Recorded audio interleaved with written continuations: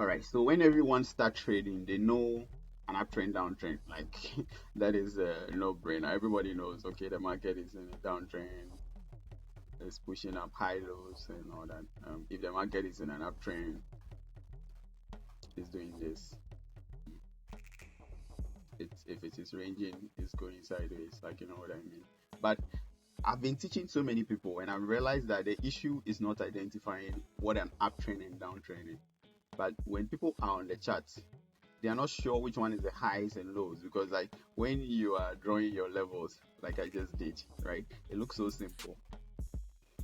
It looks so simple. Like you have high, low, high, low, high, low, high, low, high, low, right? But in the reality of things, this is not how you are seeing it on the chart. Like it's all over the place, right? So let me give you a very simple way to identify your highs and lows. So most people are using Fibonacci, right? They look at a chart and they don't know which one is my major high and which one is my major low. And this is something I'm going to simplify for you. And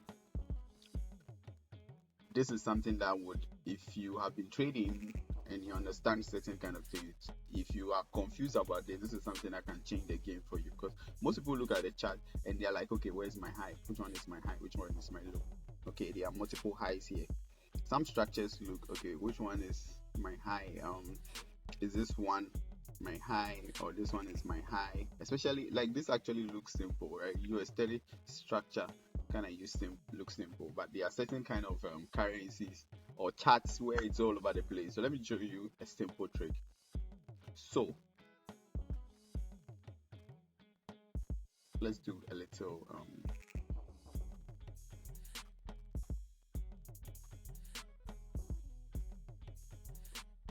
you have your high, you have your high and your low. To identify which one the next high is, you want to know the high that broke this level here, not just any high, the high that broke this level here. Like it sounds very simple, but it's actually not that simple, especially if you've been through this issue where you are like, okay, which one is my high when there are so many. Let me look for a complex chart. I don't know, is there anything complex? Let's look at GBPNZD. Right, so GBPNZD on the 30 minutes time frame. So if I'm breaking this chart down, identifying my highs and lows, this is my high starting from here, right? Okay, so something like this. Which one is your low? Is it this one? Is this one a low? Is this one a low? Is this one a low?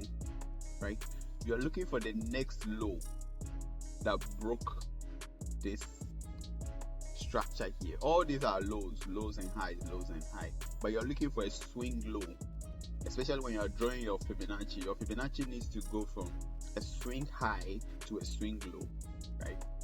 So this level here did not break the structure here.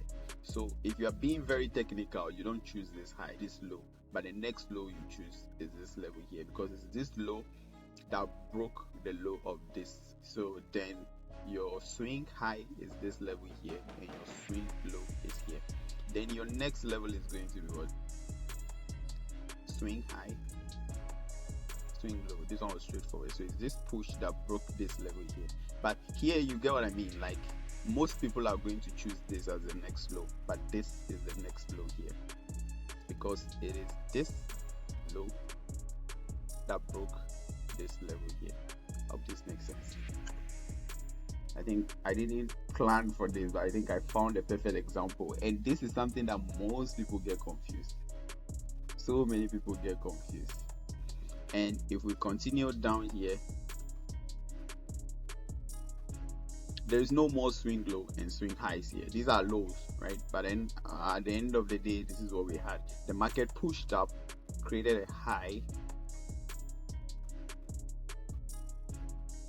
and there is no low that has taken this. After this point here, the market is trading inside. So most people would give fancy names to it. It doesn't matter. Like if you can see with your eye and you know what it is, that is what it is.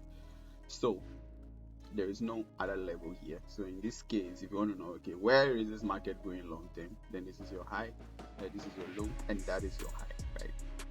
So this is GBPNZD 30 minutes time frame. Current price action broke it down. Let's choose something else. Euro GB 30 minutes. Let's choose another thing. I don't want to delete this markup, so let's choose something else. Like, what don't I have markups on? NZD-CHF. It's been a while I looked at NZD-CHF. So if you're looking at NZD-CHF currently on the 13 minutes time frame, so this would be a good one. This would be a good one. So if you want to identify your high at this level here, so obviously this is our low. Okay, this is straightforward. This is our low. But which one is our high? All right, this high here breaks this level here, so that is straightforward. So this is our high here, and this can be our low. This can also be our low, but because this is the lowest, we go for this. But technically, if you're looking at it in terms of the body of the candles, everything here,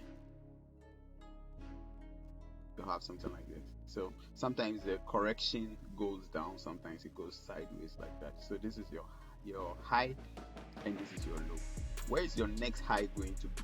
So your next high is going to be the next push, right? So in this case too, because these levels are also on the same levels, you can put a boundary, and your high, instead of your high being just one level, your high is a whole level here, and your low is a whole level here.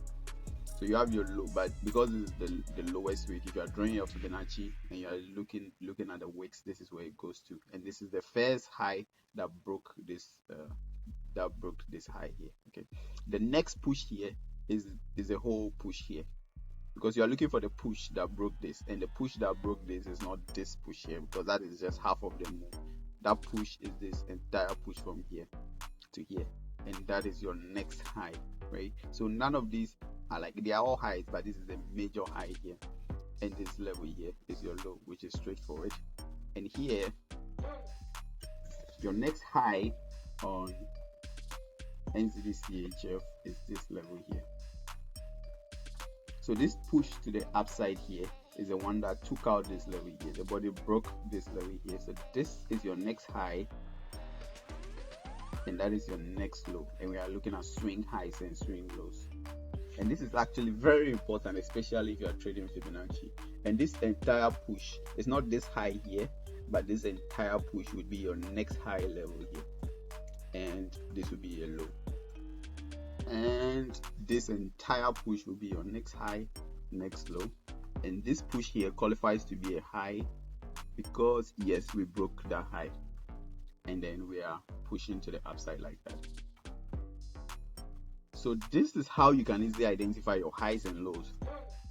This is not a strategy. Like we all know, uptrend, downtrend, this can be used in so many different ways. If you're a break and retest trader, then it's important to know where the major highs and lows are, so that you don't look at any level as your highs and low. When there is no break, then you are considering that level as a break. So if you're a break and retest trader, there are so many things that you're looking at. So here at this level here, a breakout trader, whether you're waiting for the retest or not, you're a breakout trader. So this level is what you're looking at, and at breakout you can be looking to buy this. This is your major high. So if you're a breakout trader, this point here we had a high, break, retest, pump, right? Retest, pump, right? So this looks simple, but I hope you learned something from this, and let me know in the comment section if this was helpful, and don't forget to like, subscribe, share, and